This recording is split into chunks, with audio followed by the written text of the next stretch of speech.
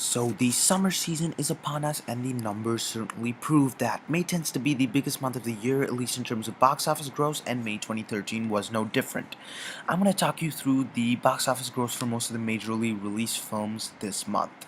Starting off with the, well, small film Iron Man 3. See what I did there? Because, yeah, it was a $200 million budget and opened to $171 million in the US alone on its opening weekend and is now $1.149 billion worldwide. That is a lot of money. It's the fifth highest grossing film of all time. There's certainly going to be, I think finally Disney's out of its debt. That's all I can say. Then you have The Great Gatsby, which was postponed to May 10th from December last year so as to get more money. And how's that paid off? Well, I think it was smart that they did it because it didn't end up making so much. It's currently at $203.4 million off a $105 million budget. So I guess that's a decent gross, but at the end of the day, I was expecting it to make about 300 million. I wasn't expecting to do exorbitantly well, but 300 million seemed like a benchmark, so it's not a very great gross. And another not so great gross was Tyler Perry's Peoples. Tyler Perry's films in the past have done decently well.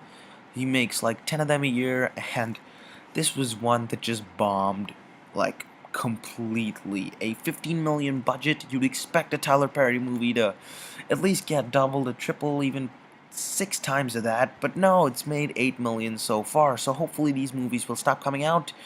And May 17th or 16th, it was preponed by a day, the release of Star Trek Into Darkness, and it opened to 70 million on a 3-day weekend, but overall about 87 on the 4-day weekend that it was released, and a budget of 190 million.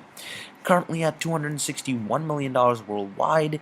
I suspect it could get to about 400 million. It's only been released for about a week and a half, and I think, everyone was disappointed with the amount it made. Granted, I was expecting to make a lot more, but, 400 seems plausible. The original Star Trek in 2009 made 385, so it could get around the same mark. But 350 million is a minimum. I'm gonna go that way. And May 24th, the first film is the big one, Fast 6. Yeah, made 117 million on the 4-day weekend and 96 million on the 3-day weekend. That's a lot of money. A $160 million budget, currently at 322 worldwide in 1 week. That is phenomenal. The previous Fast and Furious film made 620 plus million worldwide by the end of its run. I suspect that Fast 6 could hit 700 million, maybe even 750. And another May 24th release, which didn't do as well as I thought it would, The Hangover Part 3. Budget, 103 million, and the box office was not all that much. It's currently 81 million worldwide in a week. I'm sure there's a lot of foreign territories that are not added to that yet. It could be close to 170 by now, but, time will tell, because The Hangover Part 2 made $581 million. Even The Hangover Part 1 made 467. So when you go from 467 to 581, you should logically go higher in Part 3, but I think people have started responding to reviews in the sense that if the reviews are bad, they're not going to go for the movie. And I think that's what happened with The Hangover Part 3, because the reviews have been really bad. It's got 21% on Rotten Tomatoes, so 80 plus million worldwide so far is not a great gross. 50 million over the 4-day weekend. And another May 24th release. This was a really heavy week, to tell you the truth. Epic. Firstly, calling your film that, it's kind of risky nowadays because people started to not like that word anymore.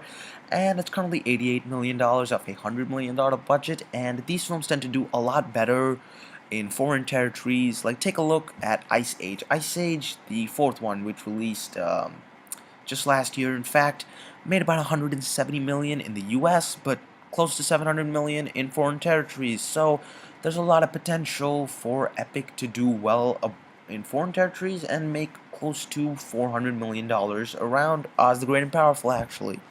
Now, this is a little weird because there are two films that haven't yet released, but I'm still going to talk about them. And I'm going to give you my predictions of where I think they'll be. The first is After Earth. After Earth has a $130 million budget, and I suspect it could gross just around the same as The Last Airbender because the reviews are not good.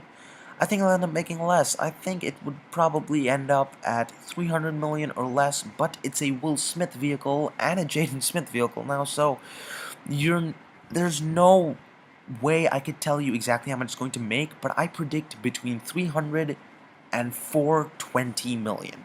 That's a huge margin, but that's what I think. And the other film is Now You See Me, a $70 million budget. It looks okay, doesn't look great. I mean, there's a chance it could bomb, but I don't think so. I think, end of May. Granted, it's up against After Earth. I just don't think it's going to bomb. If there's a chance, but unlikely, I think it could make about $215 million worldwide.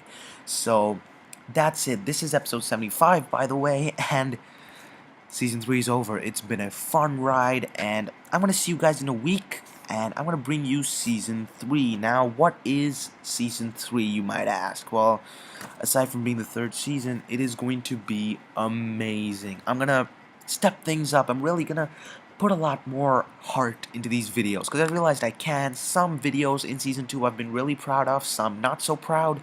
So I'm not going to put up a lackluster video for the sake of putting it up. I think I'm really going to do a good job. I want to do a good job. I want feedback. What do you guys want from Season 3? You have a week to tell me, and I will bring it to you. Also, my first video and my second video will be a Hangover 3 review, as well as my new rating system, which I've been devising recently. I haven't finished yet. Any suggestions for that?